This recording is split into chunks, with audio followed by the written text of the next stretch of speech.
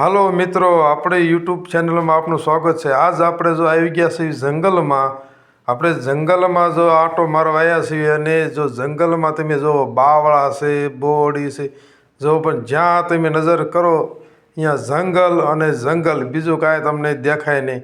આ જંગલમાં તમને રોજડા જોવા મળે છે અને બીજું દાખલા તરીકે જો આપણે આ એક બોરડી છે, આ બોરડી આપણે જો એમાં બોરાઈ રહ્યા એ ખાવાથી આપણે એકદમ મીઠા અને ગળ્યા લાગે છે।